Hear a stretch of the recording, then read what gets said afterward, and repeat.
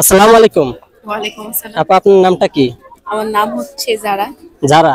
জি। আচ্ছা, আমরা কিছু ধাঁধা খেলবো, আপনি কি ধাঁধা খেলার জন্য প্রস্তুত আছেন? অবশ্যই। আচ্ছা, একটা বট গাছের নিচে দুইজন লোক বসে আছে, একজন বয়রা একজন অন্ধ। এখন উপর থেকে একটা আম পড়েছে, আমটা কে পাবে? বয়রা লোক পাবে না অন্ধ লোক পাবে?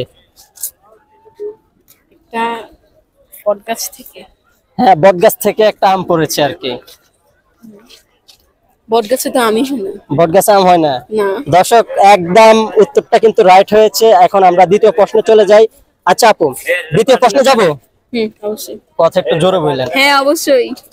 আচ্ছা, ল্যাংড়া আমের কেজি যদি 60 টাকা হয়, তাহলে সুস্থ আমের দাম কত টাকা হবে?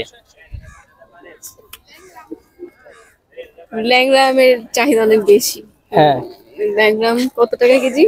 ল্যাংড়া আম 60 টাকা কেজি, তাহলে সুস্থ আম কত টাকা হবে?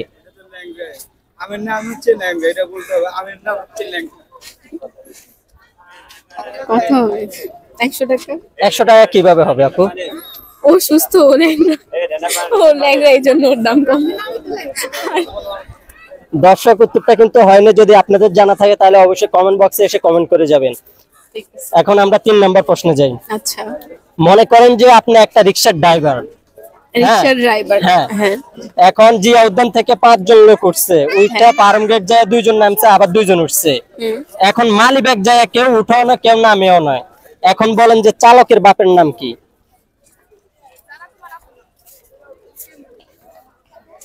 দুইজন উঠছে, দুইজন নামছে। হ্যাঁ, মালিবাগ গিয়ে কেউ নামেও না কেউ উঠেও না। এখন বলেন চালকের বাপের নাম কি?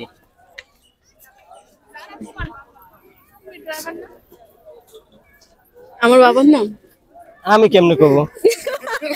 কি হবে? আচ্ছা, আমার বাবার নাম হবে। আপনার আব্বুর নাম?